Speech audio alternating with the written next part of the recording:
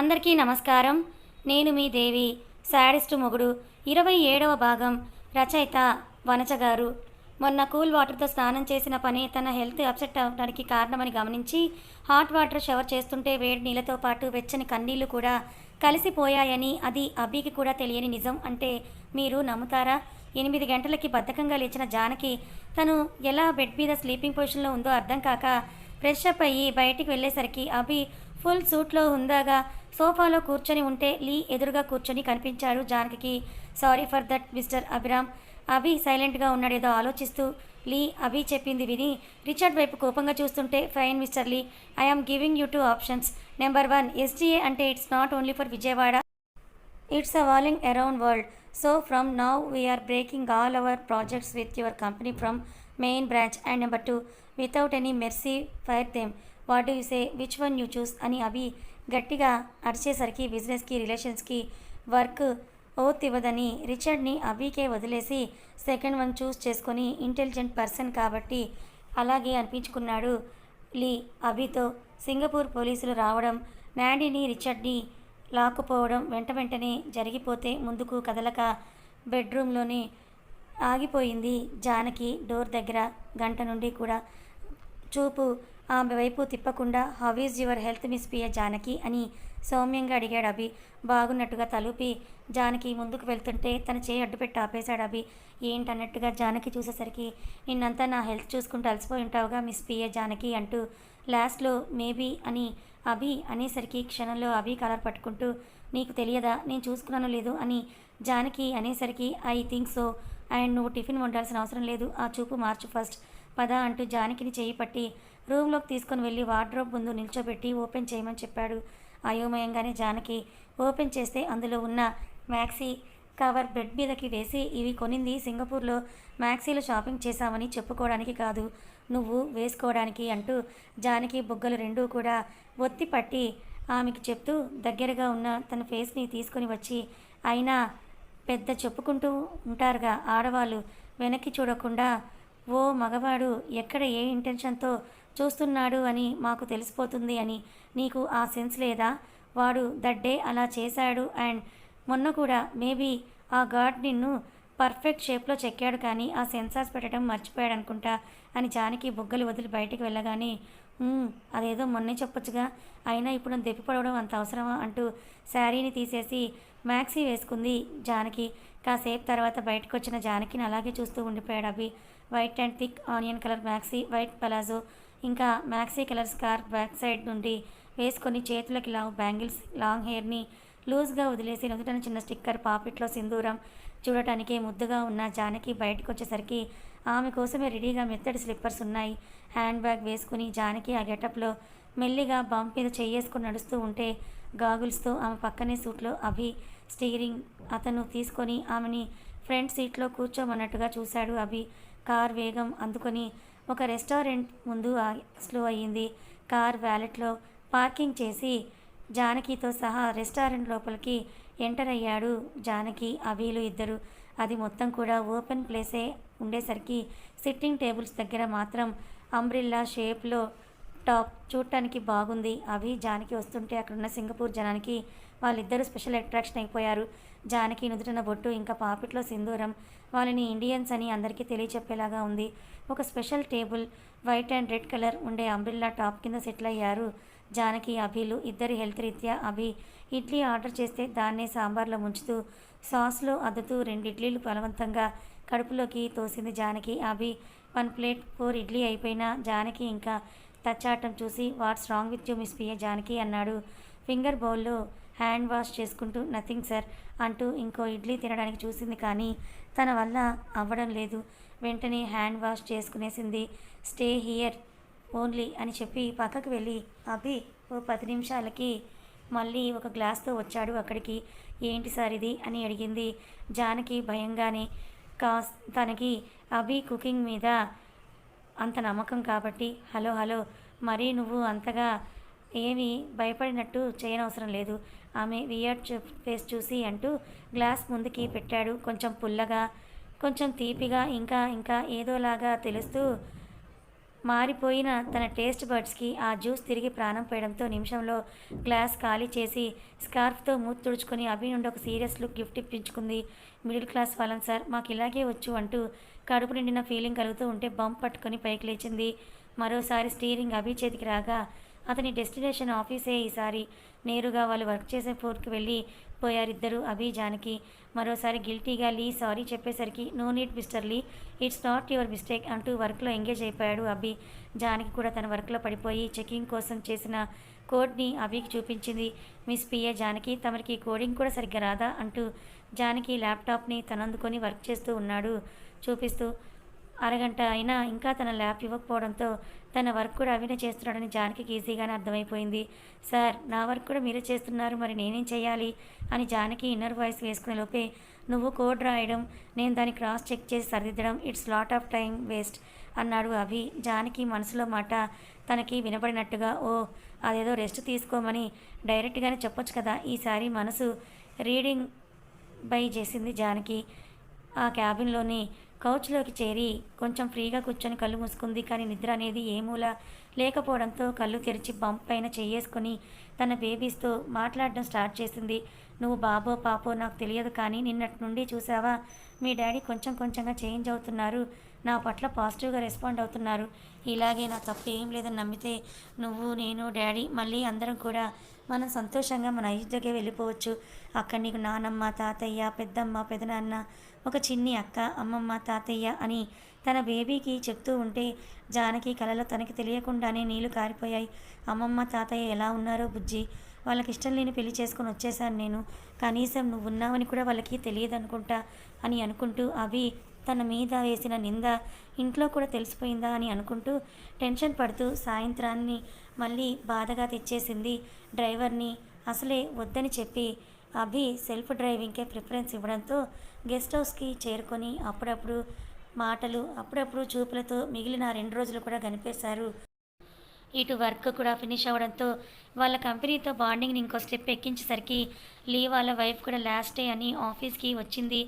జానకి అభిల కోసం లీ అభికి పర్సనల్గా మంచి వాచ్ని గిఫ్ట్ ఇస్తే మిసెస్ లీ పసుపు కుంకుమ టోటల్ సెట్ ఉన్న బాక్స్ని, ఇంకా తిరుపతి విజిటింగ్కి వెళ్ళినప్పుడు తెచ్చిన కంచిపట్టు శారీ, ఇంకా డ్రై ఫ్రూట్స్తో జానకి ఒడి నింపి తనకి సేఫ్గా డెలివరీ అవ్వాలని హార్ట్ఫుల్గా విష్ చేసింది. ఆఫీస్లోనే సెండ్ ఆఫ్ తీసుకొని లగేజ్ని ప్యాకింగ్ కోసం ఇద్దరు గెస్ట్ హౌస్కి వెళ్ళారు. జానకి ఇద్దరు లగేజెస్ ప్యాకింగ్లో బిజీ అయిపోయింది. నాలుక పీకుతూ ఉంటే గార్డెన్లో స్మోకింగ్ ప్లస్ వాకింగ్ స్టార్ట్ చేశాడు అభి. అటు ఇటు తిరుగుతున్న అభి వాళ్ళు ఉన్న బెడ్రూమ్ విండో దగ్గరికి వచ్చి వెనుతిరుగుతున్న టైంలో జానకి నవ్వులు వినపడి ఆగిపోయాడు. బాగున్నాను, అదేం లేదు, నార్మల్గానే ఉన్నారు. ఇంకా 1 అవర్లో స్టార్ట్ అవుతాం, నైట్కి అంతా విజయవాడ వచ్చేస్తాం. లేరులే, బయటికి వెళ్ళారు, చెప్పేంటో. అరే చెప్పు, పర్వాలేదు. ఏమో ట్రై చేస్తానని జానకి మాటలు ప్లస్ నవ్వులు వినిపిస్తూ ఉంటే సిగరెట్ చేతి మీదకి వచ్చింది కూడా గమనించలేదు అభి. టైం అయ్యిందని లోపలికి వచ్చిన అభి జానకి పిలుస్తున్నా పలకకుండా ఫ్రెష్ అయ్యి ఎయిర్పోర్ట్కి స్టార్ట్ అవుతూ తన లగేజీని తీసుకున్నాడు. జానకి చేతుల్లో నుండి అభి ఇద్దరి మధ్య మౌనం రాజ్యం వెళ్తే ఫోన్కి వచ్చిన నోటిఫికేషన్కి ఈ లోకంలోకి వచ్చి ఓపెన్ చేసుకొని చూస్తూ ఉన్నాడు అభి. బోర్డింగ్ పాస్ తీసుకున్నాక రన్వే మీదున్న ఫ్లైట్ ఎక్కి కూర్చున్నారు ఇద్దరు మౌనంగానే. టేక్ ఆఫ్ టైంలో అభి చేయి పట్టుకుని చుట్టుకుంటున్న జానకి చెయ్యి ఆపేస్తూ దేశం కాని దేశంలో రూట్గా ఉండలేక క్లోజ్గా మూవ్ అయ్యాను. అండ్ నా కోసం నీ హెల్త్ పక్కన పెట్టి సర్వీస్ చేశావు కాబట్టి దానికి గ్రాటిట్యూడ్. ఈ 2 డేస్ నీతో నార్మల్ బిహేవియర్, అంతకు మించి ఇంకేం ఎక్స్పెక్ట్ చెయ్యకు నా నుంచి ఎక్కువగా. విజయవాడ వెళ్ళాక నీ దారి నీది, నా దారి నాది అంటూ ఎయిర్ హోస్టర్తో మాట్లాడి ప్లేస్ని ఎక్స్చేంజ్ చేసుకుని సీట్ వెనక్కి వాలి కళ్ళు మూసుకున్నాడు అభి. తన పక్కన ఉన్న బామ్మని చూసి చిన్నగా నవ్వుతూ మొహాన్ని ఇంకోవైపు తిప్పి తన అత్యాశకి తననే బ్లేమ్ చేసుకుంది జానకి. వాళ్ళ ఆలోచనలతో పోటీ పడుతూ ఫ్లైట్ కూడా వాయువులో వాయువేగం అందుకోవడంతో చీకటి పడే లోపే విజయవాడ చేరిపోయారిద్దరు. క్యాబ్ వచ్చింది, వెళ్ళిపో and tomorrow of for you అని చెప్పి జానకి ఇంకో మాటకి చెప్పే తావు లేకుండా తన కార్ వైపు వెళ్ళిపోయాడు అభి. మౌనంగా వచ్చి క్యాబ్లో కూర్చొని ఇంటికి బయలుదేరేసరికి గుమ్మంలోనే వెయిట్ చేస్తూ కనిపించింది మానసి. ఆమెను చూసి మొహానికి నవ్వు రంగు పులుముకుంటూ క్యాబ్ దిగి ఫెయిర్ ఇవ్వడానికి చూస్తే పెయిడ్ మేడం అని చెప్పి క్యాబ్ వెళ్ళిపోయింది. జానకి చేతిలోని బ్యాగ్ తీసుకుంటూ ఎలా ఉన్నావు వదినా అంది. మానసి స్టెప్స్ ఎక్కుతూ బాగున్నాను మను, నువ్వెలా ఉన్నావు అని ఇంట్లోకి వచ్చేసి కూర్చుంటూ అంది. మిస్సింగ్ యూ ఎలాట్ వదినా అంటూ గోముగా జానకి పక్కన కూర్చొని చేయి చుట్టేసింది మను. మానసి తల నిమురుతూ మిస్ యూ టూ అని జానకి అనేలోపే వదినా నువ్వు సూపర్ ఉన్నావు తెలుసా ఈ మ్యాక్సీలో మా అన్నయ్య తీయించారా అని అంటూ మానసి అల్లరిగా అడుగుతూ ఉంటే అవును అన్నట్టు తలూపి రూమ్లోకి వెళ్ళిపోయింది జానకి. ఆత్రం ఆగలేక మానసి వెంటనే కశ్యప్కి కాల్ చేస్తే వర్క్ ఎక్కువై అప్పుడే ఇంటికి వచ్చి బెడ్కి అడ్డంగా పడిపోయిన కశ్యప్ విసుగ్గా ఫోన్ లిఫ్ట్ చేసి ఏంటి హలో రే కశ్యప్ చెప్పు. అబ్బా నువ్వు రాక్వి అసలు ఏంటి నీ బాధ, మరి నా గొంతులో ఎగ్జైట్మెంట్ నీకు తెలియడం లేదా, అంత విసుగ్గా చెప్పు అని అంటున్నావేంటి, తెలుస్తుంది లేవే ఆ ఎగ్జైట్నెస్ దేని గురించో అని. ఎందుకు గెస్ట్ చేయి, నేనేమైనా చేసుంటే తల్లి కాబోతున్నావని ఎక్స్పెక్ట్ అని చెప్పేవాడిని, ఏం లేనిది గెస్ట్ చేయమంటే నేనేం చెప్పని. అబ్బా నీకెప్పుడు అదే గోలనా, సరే కానీ జానకి వదిన వచ్చేసింది తెలుసు అభి చెప్పాడు, పైగా సింగపూర్ ప్రాజెక్ట్ 5 days లెక్క ప్రకారం ఈరోజు వచ్చేస్తారని నాకు తెలుసు కదా. హిహి అది కాదు, జానకి వదినకి అభి అన్నయ్య డ్రెస్సెస్ తీయించారంట, పైగా వదిన నవ్వుతూ ఉంది. మార్నింగ్ నేను కాల్ మాట్లాడేటప్పుడు కూడా ఏదో హ్యాపీనెస్తోనే మాట్లాడిందిరా, దీన్ని బట్టి అభి అన్నయ్య కొంచెం చేంజ్ అయి ఉంటాడు, వాళ్ళు మాట్లాడేసుకుని త్వరలో కలిసిపోతారేమో అనిపిస్తోంది. నేను ఇంత గుడ్ న్యూస్ చెప్తుంటే మట్టి తిన్న బురదపాములాగా అలా అంటావేంట్రా కశ్యపు, బాగా టైట్గా ఉంది, కాసేపు రెస్ట్ తీసుకుంటానే అంటూ కాల్ కట్ చేసేసాడు కశ్యప్. ఈ మాత్రం దానికే హ్యాపీ అయిపోయింది పిచ్చిది, ఇంత ఈజీగా చేంజ్ అయితే వాడు అభి ఎలా అవుతాడు, ఇంత పాజిటివ్గా రెస్పాండ్ అయితే ఈ విషయం ఇంతదాకా వచ్చేదా అని ఆలోచిస్తూ అలాగే పడుకున్నాడు. Hello Ajith sir, what miss Nishka, మీకు అంత మంచి ఇన్ఫర్మేషన్ ఇచ్చాను కదా, మరి కొంచెం ఎక్కువ అమౌంట్ నాకు ట్రాన్స్ఫర్ చేయొచ్చుగా సార్, ఈవినింగ్ గెస్ట్ హౌస్కి వచ్చేయి రెండింటికి కల్పించేస్తా అని అజిత్ అనేసరికి మెలికలు తిరుగుతూ కాల్ కట్ చేసింది నిష్క. టైం డబ్బులు లేదనో ప్రాబ్లమ్స్ ఉన్నాయనో ఆగదు కదా, దాని పని చేసుకుని పోతుంటుంది. ఈ గ్యాప్లో ఇంకో 2 వారాలు కరిగిపోతే 1 fine మార్నింగ్ వర్క్ చేసుకుంటున్న అభిని డిస్టర్బ్ చేసింది ఒక phone call. Yes sir I can consult you today అని చెప్పి కాల్ కట్ చేసి ఆఫీస్కి బయలుదేరాడు అభి. అతను ఆఫీస్కి వచ్చేలోపు తన పనిలో బిజీ అయి కనిపించింది జానకి. ఏ భావం లేకుండా ఆమెను చూడనట్టుగానే చూసి పీసీకి కళ్ళిచ్చేస్తాడు అభి డౌట్ వంకతో. అభి క్యాబిన్లోకి వచ్చిన నిషిక ఆ నెపంతో అతనికి ఫైల్ చూపిస్తున్నట్టుగా వంగి చూపించకూడనట్టువన్నీ షో చేస్తూ ఎగ్జిబిషన్ పెట్టింది.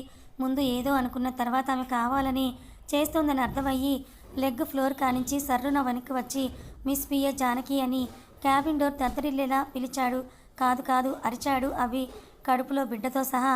ఉలిక్కిపడి జానకి లేచి నిలబడితే what is this miss Janaki, నాకేం పని పాట లేదా, ఎంప్లాయీస్ నా వరకు వచ్చి డౌట్స్ అడుగుతూ ఉంటే ఎక్స్ప్లెయిన్ చేస్తూ కూర్చోవడానికి నేను ఖాళీగా ఉన్నానా, don't you have a responsibility to manage all this అని గంభీరంగా అడిగాడు అభి బిక్కమొహం వేసుకొని చూస్తున్న జానకి దగ్గరికి వెళ్ళి ఆమె చేయి పట్టి ఫ్లోర్ మిడిలో నిల్చోబెట్టాడు. అసలు ప్రొవోక్ అవుతాడనుకున్న అభి ఏం చేస్తున్నాడో తెలియక వెనకే అయోమయంగా వచ్చేసింది Nishka. See all of you స్టాఫ్ను ఉద్దేశించి గట్టిగా చెప్పాడు అభి, ఇక మీదట నా క్యాబిన్లోకి రావు గారికి తప్ప remaining not allowed, and male staff Rao గారిని, ఫిమేల్ స్టాఫ్ నా పిఏని అడిగి మీ భారీ డౌట్స్ని క్లారిఫై చేసుకోవడం చెప్పాడు అభి. అసలు ఈ 2 weeksగా అభి మనసులో లేదని చెప్పాలి. జానకి వైపు చూసి 2 అడుగులు ముందుకు వేశాడు. తన వల్లే అభి అలా రియాక్ట్ అయ్యాడు. ఇంకా ఆ జానకి వల్లనే ఇంకోసారి ఎవరిని రానీయకు అన్నాడని అర్థం అయ్యి తన ప్లేస్కి వెళ్తూ జానకిని భుజంతో డాష్ ఇచ్చి వెళ్ళిపోయింది నిషిక. కింద పడబోతున్న జానకిని 2 చేతులతో పట్టుకొని కోపంగా చూశాడు అభి. అదే బెదురు చూపులు చూస్తూ నిల్చున్న జానకిని ఫోన్లో నవ్వుతూ మాట్లాడటం కాదు మిస్ పిఏ జానకి, కొంచెం అటు ఇటు కూడా చూసుకోవాలి అని చెప్పి తమని చూస్తూ ఉన్న స్టాఫ్ వైపు ఒక సీరియస్ లుక్ ఇచ్చేసి వెళ్ళిపోయాడు అభి. మీటింగ్ కోసం వెళ్తున్నాడని అర్థమైన జానకి సైలెంట్గా వెళ్ళి ఫ్రంట్ సీట్లో పక్కన కూర్చుంటే అభి సీరియస్గా డ్రైవ్ చేస్తున్నాడు. కడుపులో కాస్త నొప్పిగా అనిపిస్తుంటే సీట్ బెల్ట్ తీసేసి వాటర్ తాగింది జానకి. ఆమెని అబ్జర్వ్ చేస్తూనే కార్ కొంచెం స్లో డ్రైవ్ చేశాడు అభి ఏ భావం లేకుండా. కార్ హోటల్ ముందు ఆగాక దిగిన జానకి ఇంకొంచెం పెయిన్ తెలుస్తూ ఉంటే సాయంత్రం చెకప్కి హాస్పిటల్కి వెళ్ళాలి అని నిర్ణయించుకుంది. కానీ కడుపులో పెయిన్తో పాటు ఆమెకి టెన్షన్ కూడా పుట్టించేలా వీళ్ళ పక్కనే అడుగులు వేస్తూ కనిపించాడు అజిత్. అజిత్ని అక్కడ చూసిన జానకి మళ్ళీ ఏం గొడవ జరుగుతుందో అని భయపడుతూ అలాగే అభి వైపే చూస్తూ ఉంటే అప్పటికే అతడి దవడ కండరాలు చేతి పిడికిలి రెండూ కూడా బిగుసుకొని కనిపించి మౌనంగా మారిపోయింది. టెన్షన్ని పెయిన్ని లోపలే అణుచుకుంటూ జానకి. ఇద్దరూ ఎదురుపడితే అభి అండ్ అజిత్. జానకి హాస్పిటల్లో ట్విన్స్ తన బంప్లో ఉన్నారు అన్న విషయం కనుక ఆమెకి తెలుస్తుందా? కథ కొనసాగుతుంది. అసలు అభి మనసులో ఏముంది? అందరి నుంచి ఆపదల నుంచి కాపాడుతూ ఉంటాడు అభి. కానీ తను మాత్రం జానకి మీద కోపంతోనే ఉన్నాడు. అసలు జానకి మీద నిజంగా అనుమానంతోనే అభి తనను దూరం పెట్టాడా? లేక వేరే ఏదైనా కారణం ఉందా? అదేంటి తెలుసుకోవాలనుకుంటే మన ఛానల్ని సబ్స్క్రైబ్ చేసుకొని ఫాలో అవ్వండి.